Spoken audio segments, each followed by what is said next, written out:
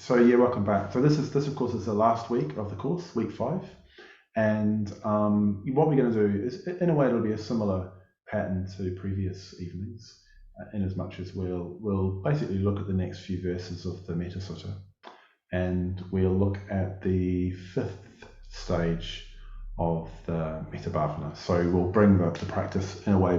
Our exploration of it, our introduction to it, will be completed on this 5th week of the course. And one of the themes we're going to be exploring is wisdom. So I'll say more about that when we get to that.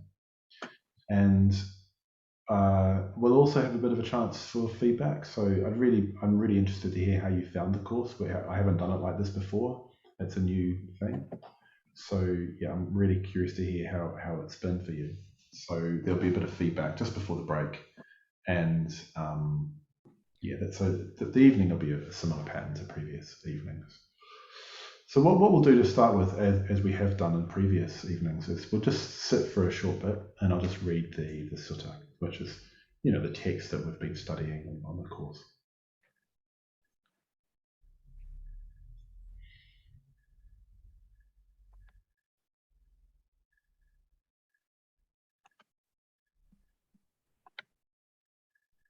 So if you just want to just sit comfortably, you don't have to do anything particularly special, except just begin to pay attention to what's going on, to how you are and where you are.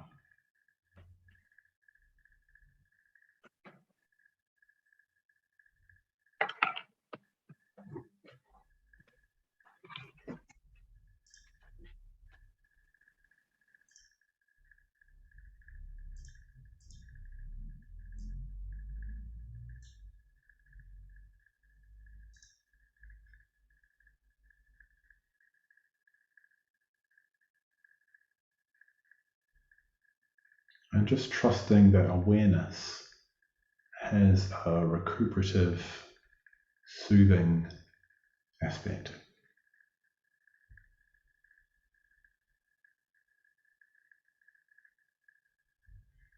Just by tuning into what's happening, we'll soothe any stress or agitation or distress.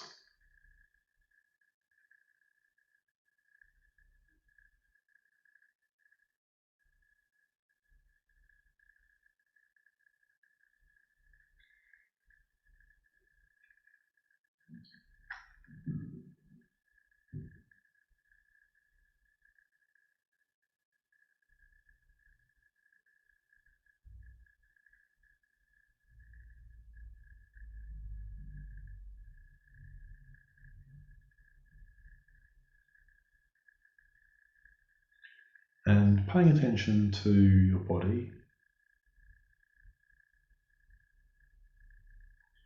So it's as if we're trying to feel it from the inside.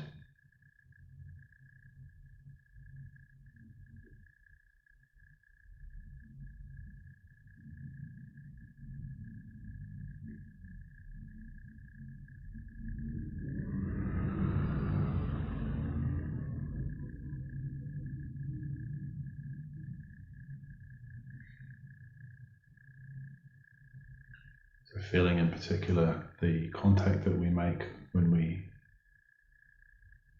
sit. So feeling the contact of our body with what we're sitting on.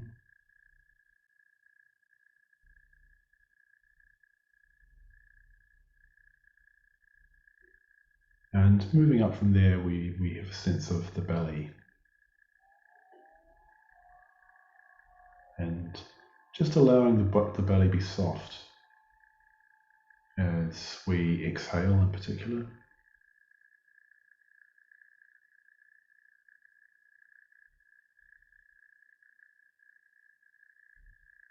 So with the exhalation comes relaxation, comes a release of muscles.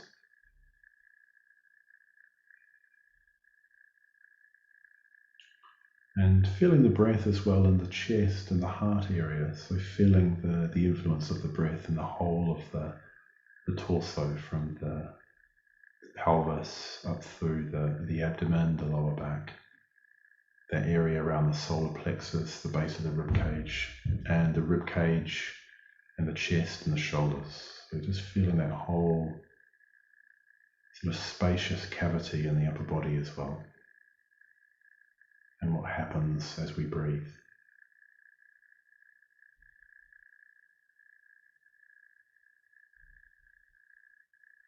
And being aware of that area as the heart center as well. So the center of our emotions. So there'd be a sense of atmosphere, a quality of mood.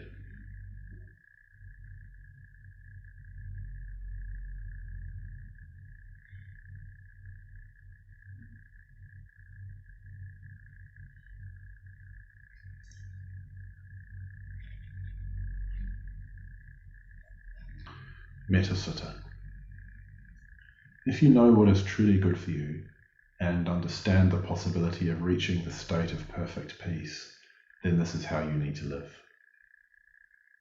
Start as a capable person who is upright, really upright, gently spoken, flexible, and not conceited.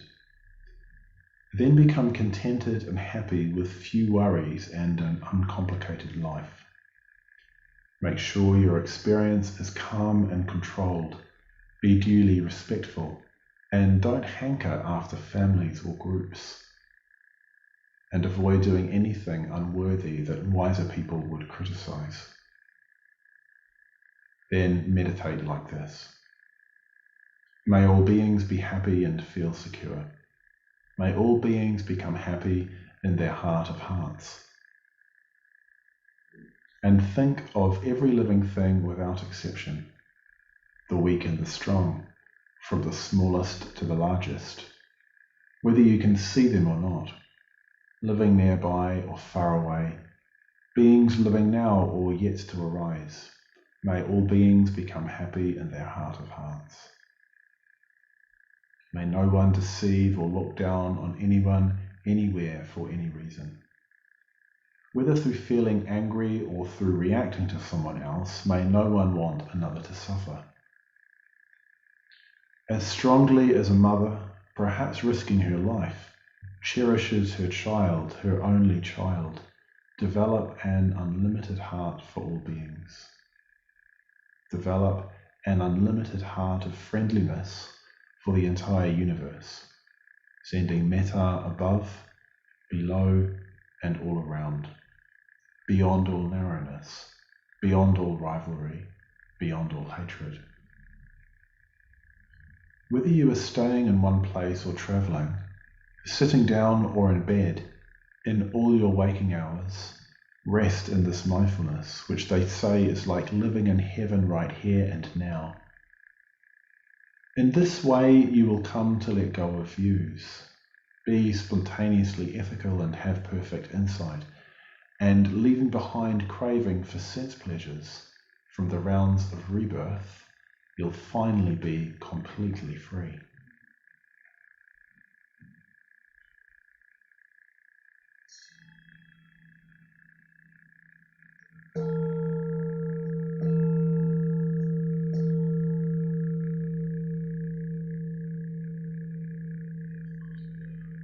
Okay, so if you'd like to just bring the meditation to a conclusion, and what I'm going to do is just give a bit of a sense of the road that we've travelled for the past 4 weeks before tonight. So yeah, we started, didn't we? And where the sutta starts with this glimpse of the goal of awakening, and we heard that that's something that we can move towards. It's something that we can attain because we're human beings. So it's part of our nature as human beings that we can wake up. And that's not an all of a sudden thing. That's an incremental thing. It's a gradual thing. It's a process of growth. And that process of growth involves following a path. So the path that the Metta Sutta describes has 3 principal components. There's the component of ethics, the component of meditation and the component of wisdom. And what we've seen as we've moved through the sutta is the sutta itself moves through these different stages. So we start, and this is what we looked at in the second week, looking at these different ethical qualities, these different qualities of being able, being upright, and so on, all these different psychological and spiritual qualities that the Metta Sutta is saying, that the Buddha is saying, provide the basis for the establishment and for the cultivation of metta. It also encourages us to pay attention to wiser people, in other words, to learn from people who are more experienced, to open ourselves up to be receptive to their influence. And then, so we've laid the foundation for metta. We've created a life that is acting from metta, that is considerate and so on, and it's open to others, and then we begin to meditate. So what the sutta says is, may all beings be happy and feel secure. May all beings become happier in their heart of hearts. So this really is expressing the essence of what metta means. And it goes on to say that we think of every living being without exception. So there's this kind of universal attitude. That's what we're trying to cultivate, where anything or anyone who comes into our awareness is pervaded by an attitude of metta, of well-wishing, that we wish them well for their sake, in the way that we already look after ourselves and cherish ourselves. So we don't go there all at once. As we've learned in the practice, we move incrementally, step by step, through a number of different stages. First of all, ourself, and then the second stage where we bring to mind a friend, the third stage where we bring to mind a neutral person, and then the fourth stage where we bring to mind somebody that's difficult. So that's what we looked at last week. We looked at this whole area, and this really comes from, or at least is expressed in the sutta, in the verse which says, may no one deceive or look down on anyone anywhere for any reason. Whether through feeling angry or through reacting to someone else, may no one want another to suffer. So we're trying to transform any harmful attitudes that we might have, any attitudes which aren't metta, basically. So it's recognizing that, it's all very well to cultivate metta, but in doing so, we actually have to confront, we actually have to reveal those aspects of our own being, our own attitudes, which aren't expressive of metta. So what's really important here is, actually particularly, is that we do that with an attitude of kindness for ourselves. That's really, really crucial. So recognizing that there's anger there or resentment there, without then resenting ourselves for being resentful. And I think it's quite a subtle thing, because we need to have this acknowledgement, we need to have this sense of, I am doing this. At the same time, not just adding more problems onto that by then feeling bad about it. And I think that can be a subtle and tricky thing to learn how to do. But that's very much what we're trying to do in the fourth stage, where we actually bring to mind someone that we find difficult. And that can be kind of messy. But as is often said about Buddhism, what we're looking for is to be a mess in progress, rather than just a mess, if you see what I mean. And we also heard last week that, being mettaful, having a heart that's pervaded by metta, doesn't mean being nice, it doesn't mean being meek, it doesn't mean being insipid, it doesn't mean being a walkover. It actually means quite the reverse, of having a strong sense of dignity and self-respect, and meeting other people on that basis. So then we heard last week this very beautiful verse where the Buddha says, as strongly as a mother, perhaps risking her life, cherishes her child, her only child, develop an unlimited heart for all beings. So you get this notion of a mother and her child, and it suggests very strongly a strength of feeling, a strength of really wanting the best for somebody else, and of wanting to help that person to grow, to nurture and help that person to grow. And to do that in a way that's not limited, that's not exclusive. So it's like the mother's love, but extended out to all beings. So it gives a sense of both, the verse gives a sense of both the power and the strength of feeling, but also the universal scope of metta. And Yeah, that this comes out particularly in the what we call the equalizing part of the practice, where we've cultivated metta for a friend, for ourselves, a neutral person, a difficult person, and then we bring to mind each person, and we look to develop a sense of metta for each equally, as it were. So we're really trying to develop that unlimited heart. So it's not, in a way, the metta isn't specific to any one person. It's free to meet whoever it comes into contact with, so to speak. So this comes out in the next verse, which is develop an unlimited heart. There's that word unlimited again. Develop an unlimited heart of friendliness for the entire universe, sending metta above, below, and all around, beyond all narrowness, beyond all rivalry, beyond all hatred. So this is the fifth stage. This is what we're trying to do in the fifth stage. We're trying to develop an unlimited heart of friendliness, of metta, friendliness here being a translation of the word metta, for the entire universe. So it's really it's cosmic. Sometimes it actually says, the translation say, for the entire cosmos. But it gives you a sense of what you're trying to cultivate, the sense that you're kind of radiating. So the translation we're looking at says, sending metta above, below, and all around, beyond all narrowness, beyond all rivalry, beyond all hatred. So it's apparently what that line means is literally, it means without any enemy. So we're trying to completely let go of that attitude of having enemies and of fighting against enemies at all levels and in all ways. And it's quite interesting just to reflect on how a lot of us, we kind of have habitual, almost instinctual, even tribal kind of enemies. Maybe in terms of, I don't know, like class or race, or, for example, if you grow up in a particular country, your country has a kind of a historical enemy, and you define yourself in opposition to that oppressing nation. So I don't need to give examples of that in this country, obviously. I'm from New Zealand, and we have our own kind of myths of oppression and so on. When I say myth, I don't mean that in the sense that it's not true, but that it provides a kind of a story or a way of understanding how we relate. And those things can run really deep. And sometimes, in a way, they're important in terms of being able to free ourselves, but they can become settled attitudes that are basically expressive of enmity. So the Buddha is saying we need to break down those barriers and look to cultivate a heart where there isn't a sense of an enemy, that we really see that all beings are the same as us in the most fundamental sense. So this stage of the practice is sometimes described as breaking down the barriers that we habitually raise around us. Sometimes people, use this metaphor of like being an armored being, like a tortoise or something, where we kind of build this carapace around our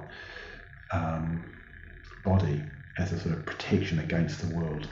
And there's all sorts of good reasons why we do that, but often it causes us quite a bit of pain because it isolates, it separates us off. And for a human being, at least, that's a painful state to be in, where you feel isolated, you feel cut off, you don't feel involved. And so much of our emotion, so much of our attitude is involved in the whole business of belonging. And you could disappear down a whole other topic, but the point is, you're trying to break those barriers down. You're trying to let go of those barriers and actually have a sense of expansion. So the strong suggestion in this part of the sutta is of expansion or even radiation, which is the opposite tendency of kind of drawing ourselves in and protecting ourselves and kind of fixing ourselves. So whatever you meet it with metta. So that this is what we're doing in the fifth stage. We're trying to think of everybody. Now, obviously, you can't literally think of all sentient beings because there's lots of them, and it would be impossible to even think of everybody. So there's different ways we can kind of image this, or different ways we can imagine what this fifth stage would be. One way is you can you can start with the beings that you know and move to the beings that you don't know. So sometimes what I like to do is I just think of the 4 people in the first part of the 5th stage, and then I just let people come to my mind, just kind of in a way naturally, whoever happens to pop into my mind. And when you think of one person, you often think associatively of other people who you associate with that person. So if you think of your sister, you might think of your other sister. I've only got sisters. But you might think of your brother, or you might think of your sister's partner, or one of your sister's children, or you might think of your mum. Do you know what I mean? So you just let it kind of flow outwards in a natural kind of way, and it'll happen in different ways and different occasions, because the things that'll be uppermost in the mind will be different. So that's one way of doing it. At a certain point, you reach a stage where you're not thinking of individuals anymore. There's just too many people. So you can start reflecting that everybody's connected with somebody else. There's that famous thing that there's 6 degrees of separation between all human beings,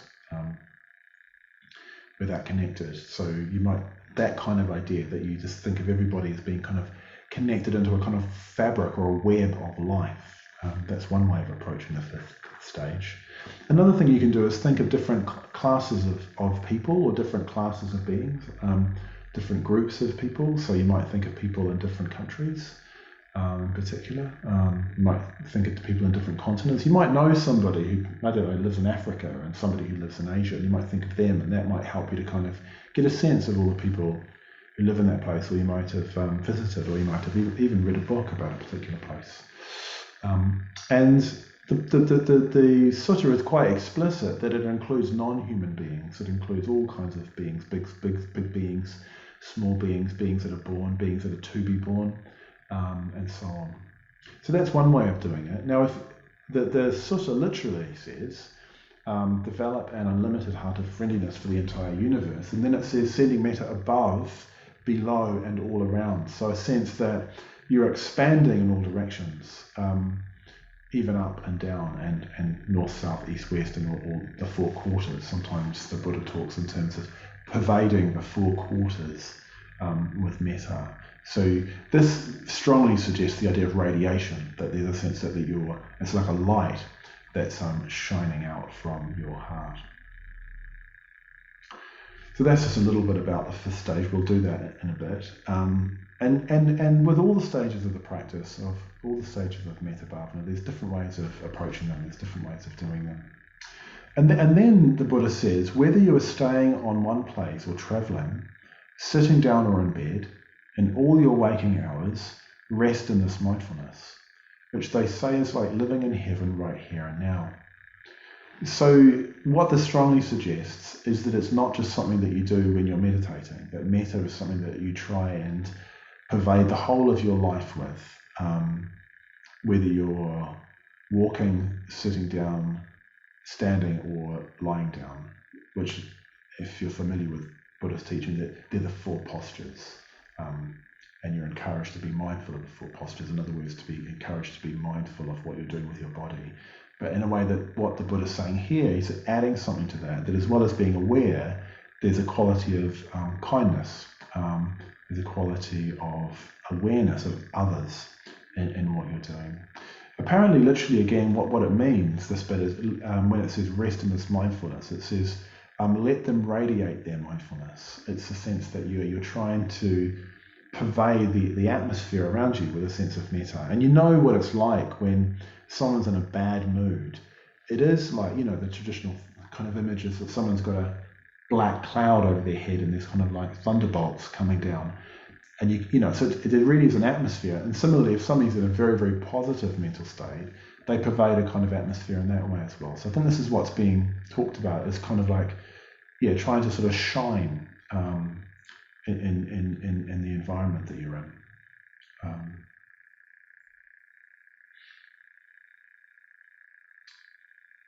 So I just wanted to read a wee poem actually at this point, which suggests this quite strongly. It's a poem about the sun. It's called Solar, and it's by Philip Larkin, and it's very uncharacteristic of his poems. He was a British poet in the sort of mid-20th century, I suppose. So he's describing the sun, but it gives this suggestion of a unstinting radiation of something positive, of the warmth and light in the case of the sun. So this is solar. Suspended lion face, spilling at the centre of an unfurnished sky. How still you stand, and how unaided, single, stalkless flower you pour unrecompensed. The eye sees you simplified by distance into an origin, your petalled head of flames continuously exploding.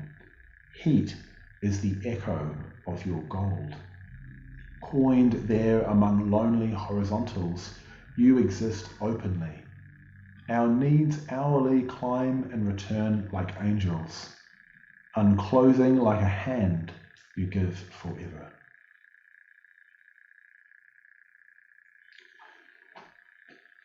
And then there's the final, the final verse in this section that I'll talk about. There's a couple more to talk about after the break, but in this section, the Buddha says, at the end of that verse, he says, in all your waking hours, rest in this mindfulness. And then he says, which they say is like living in heaven, right here and now.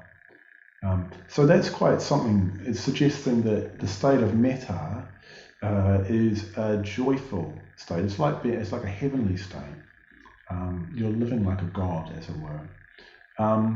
And there's lots of different ways you can talk about this. I mean, presumably you've had the experience where you're just in a kind state of mind. There's no aversion or resentment, and you just feel happy. It's sort of joyful. And furthermore, and I think this is really important, is that when metta is there, we're more responsive to other people's joy.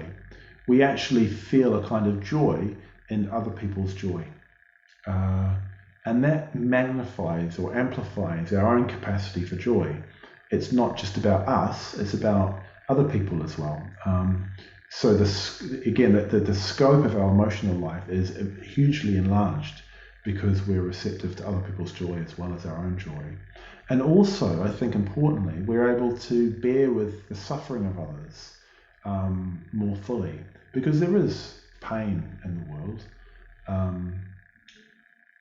Undoubtedly, there's all sorts of actually quite horrifying things that happen daily that we're aware of. Maybe people far away, but also people who are close to us, and friends of us are having a hard time. And sometimes it's hard to be with that.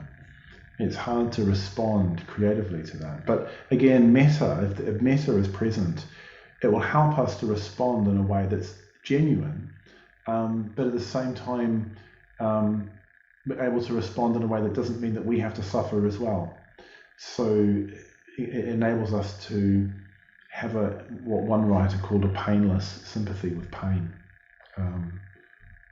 Which in a way, if we're going to be happy in this world, we kind of need to be able to do that. We need to be able to be deeply responsive and deeply aware of the suffering that's around us, but at the same time, not be kind of dragged down by it, so to speak.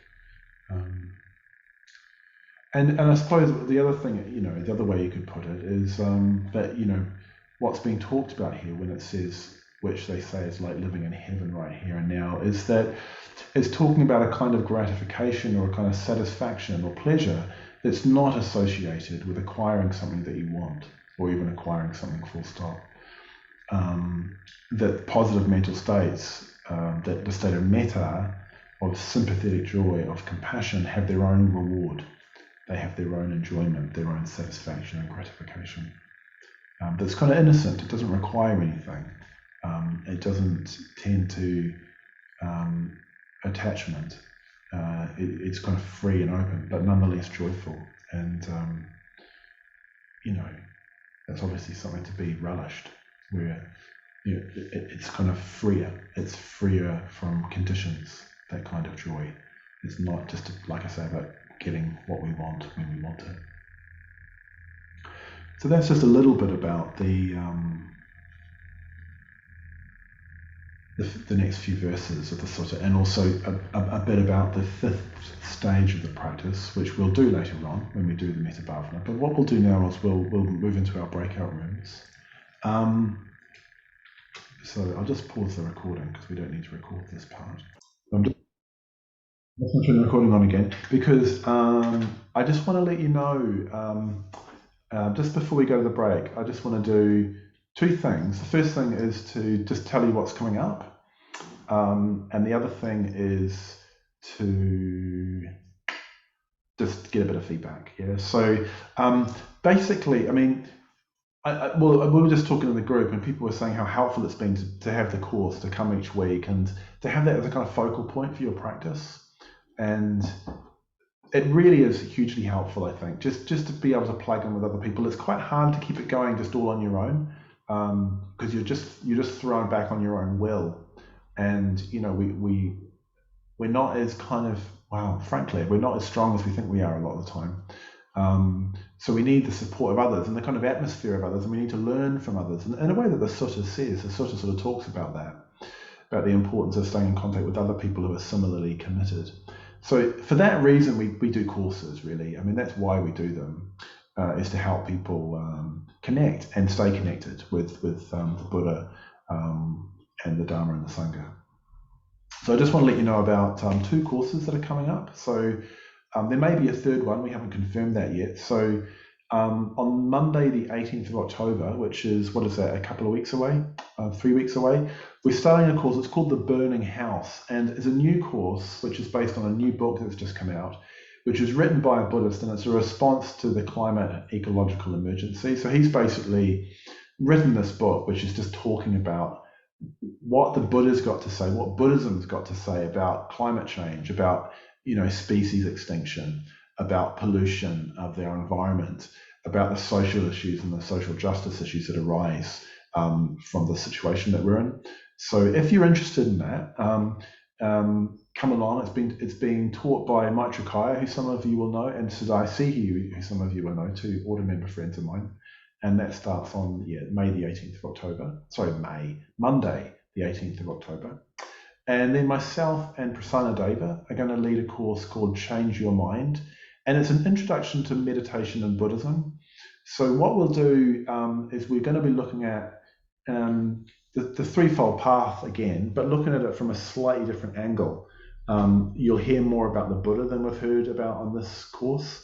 We'll also look at the mindfulness of breathing, which is not a practice that we're focused on in this course. It's kind of the other fundamental practice.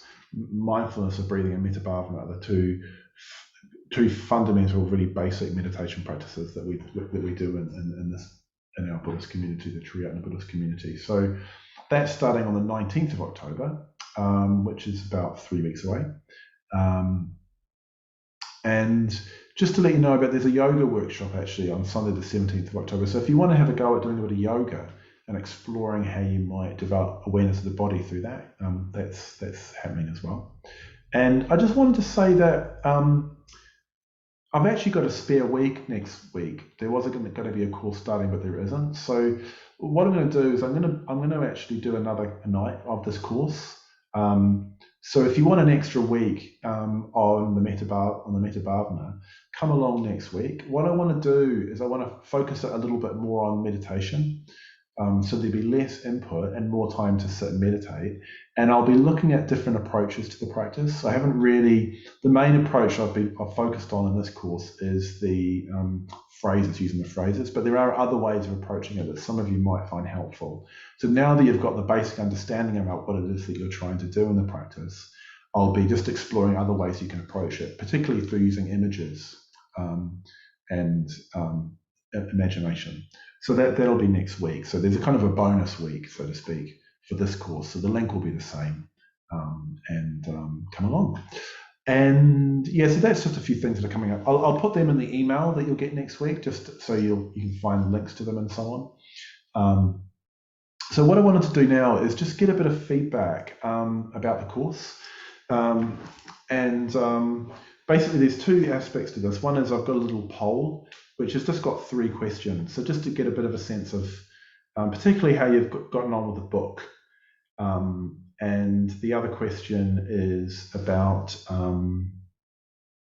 it's just about we're going to be reopening the centre soon. And I'm just trying to get a sense of how people would feel about being in an enclosed space with other people.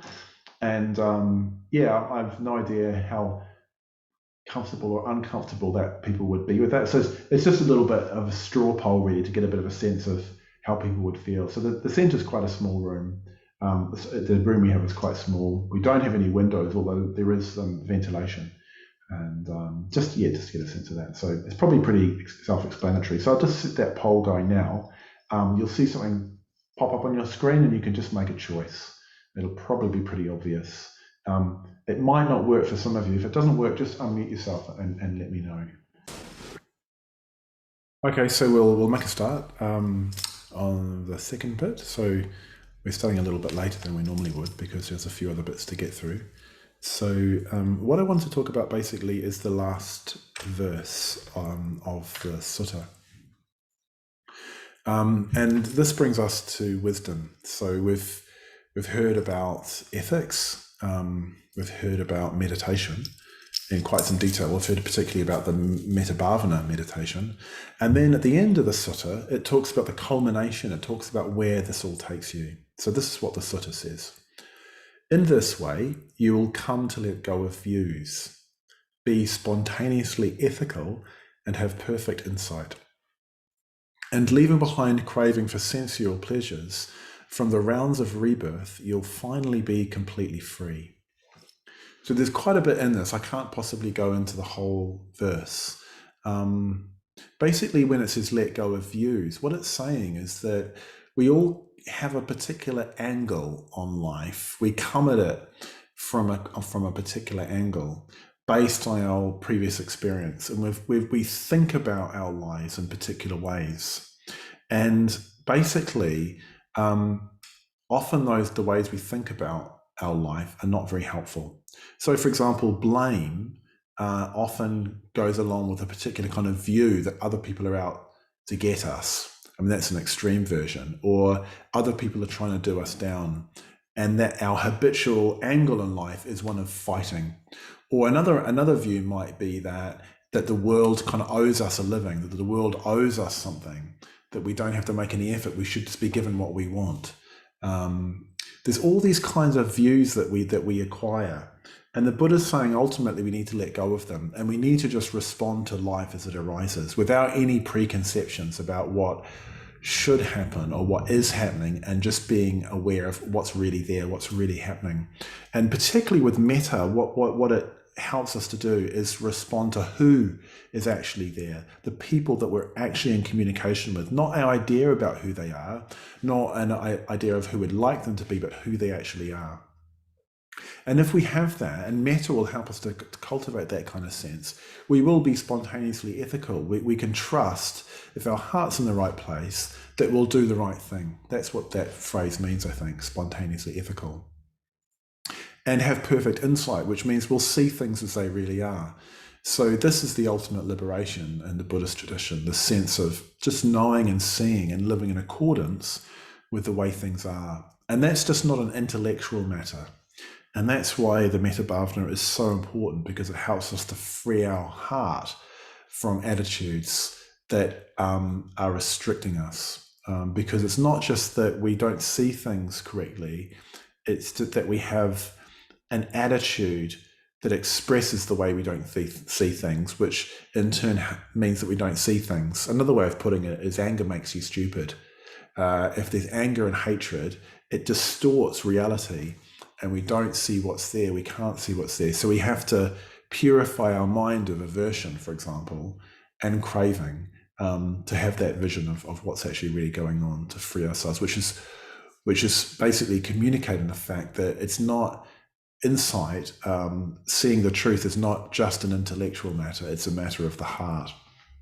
And you could sum up by the Metta Bhavana by saying that what we're trying to do is we're trying to be less selfish. We're trying to be more selfless, and the practice helps us to genuinely do that, so that it's not just a nice idea, but we're actually living our life in a way that is expressive of a selfless attitude. So and then it goes on to say, and leaving behind craving for sense pleasures. So it's saying basically, thinking that satisfaction will be gained from the senses will be frustrating.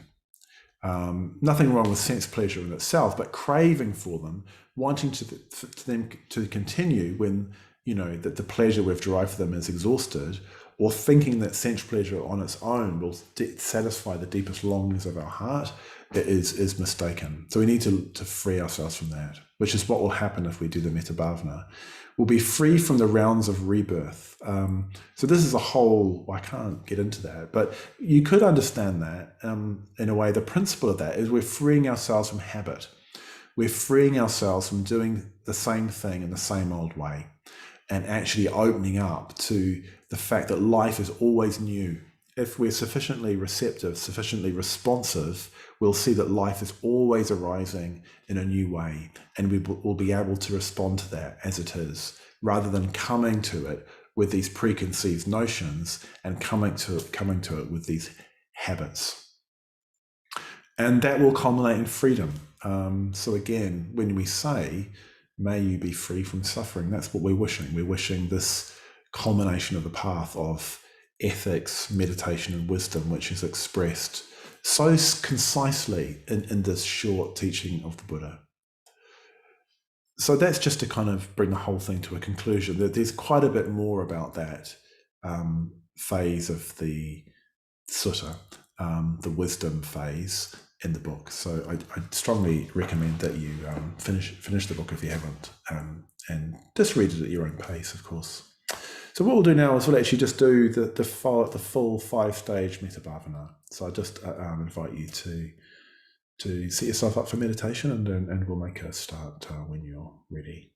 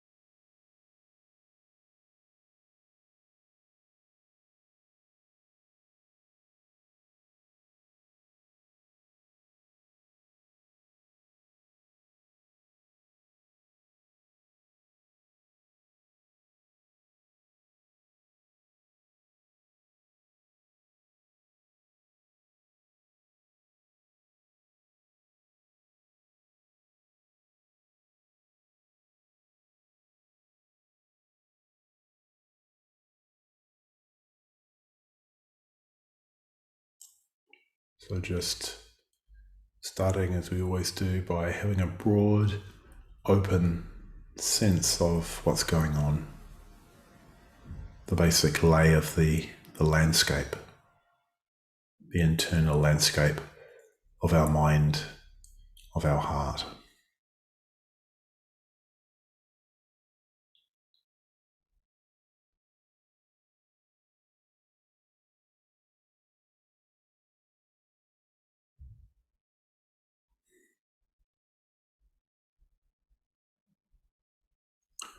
And I'll just ring a bell for each of the stages and allow you to approach it in whatever way feels appropriate.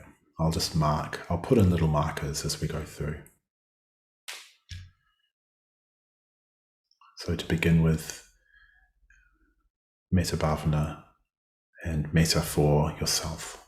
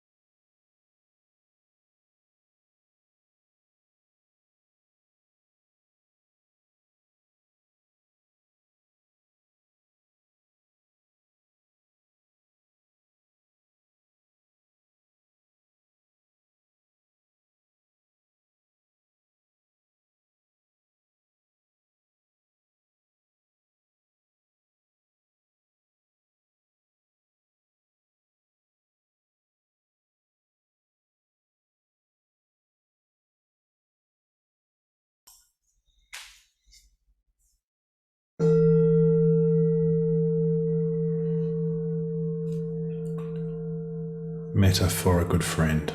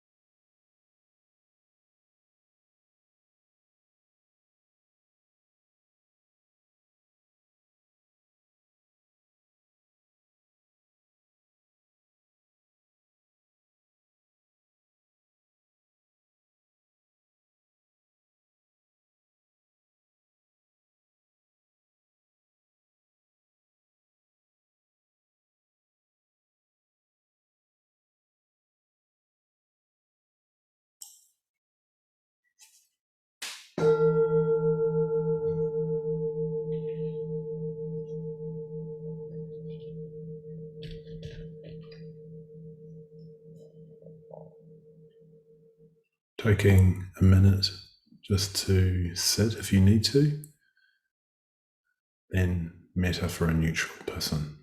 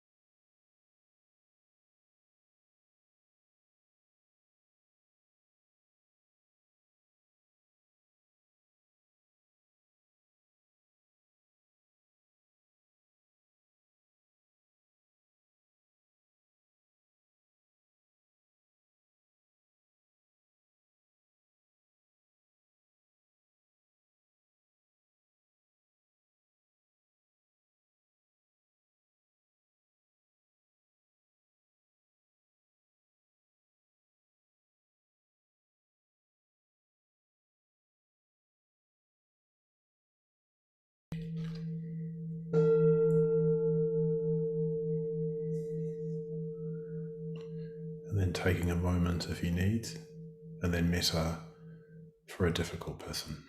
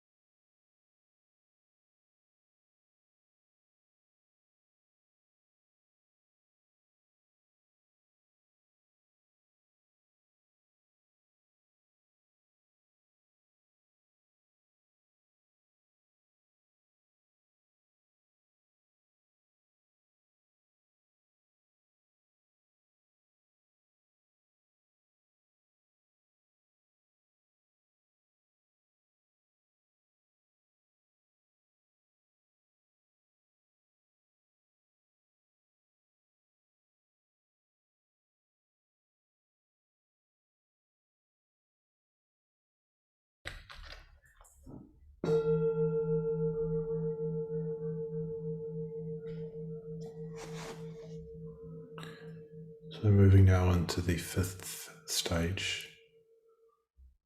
So firstly, the equalizing part of the fifth stage. So bringing to mind each of the four people, yourself, your friend, the neutral person, person you find difficult, and holding them in your metta, each equally.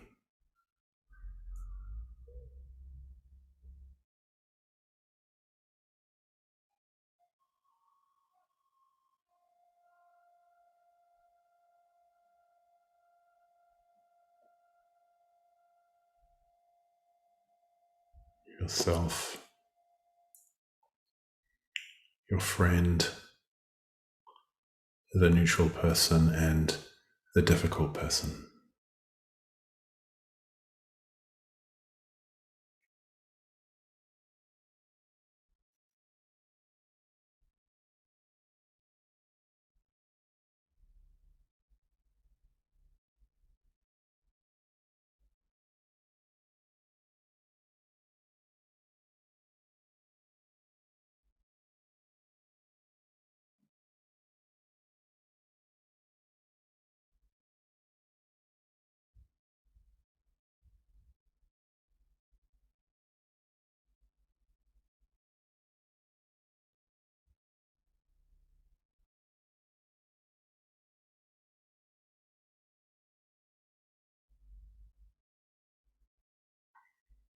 So it's not a matter of force, it's a matter of imagination.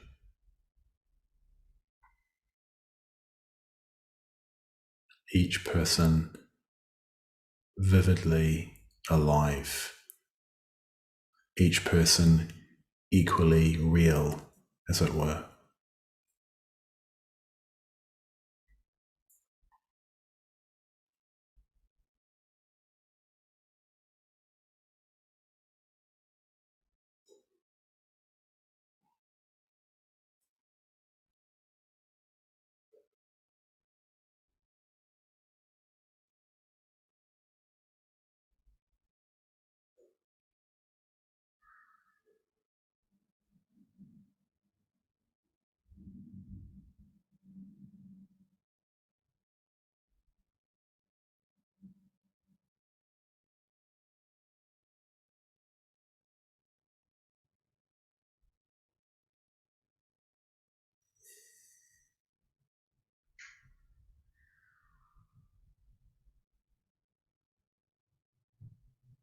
And then moving outwards, so including people that you know. Just allowing one person to bring to mind another person, and then another person, and so on.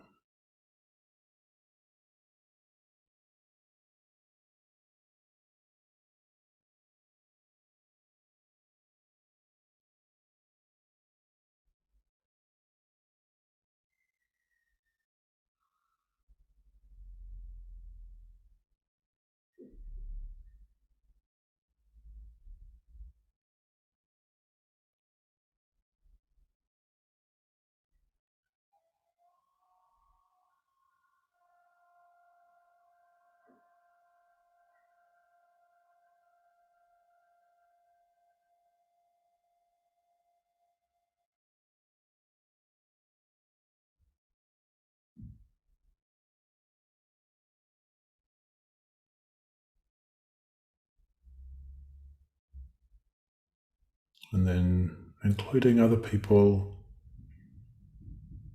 who share this city, whatever city it is that you live in, or town. So people going about their lives at this particular moment in the local area. Again, all equally real, all desirous of security and happiness.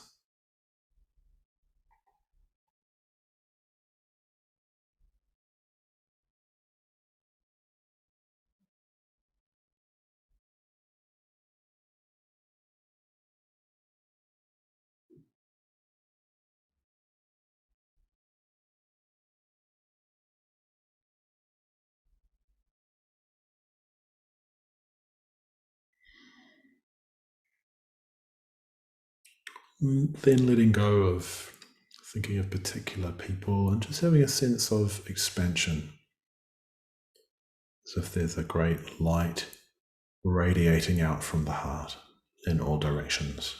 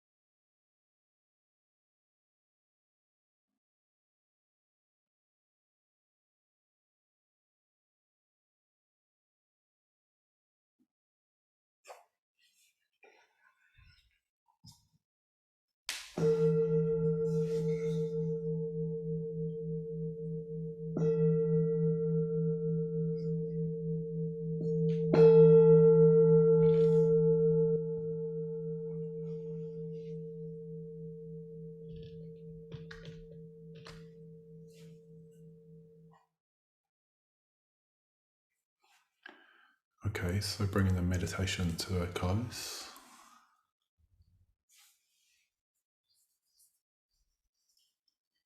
So that brings us to the end of the course. We've done the whole of the 5 stages of the Metta Bhavana.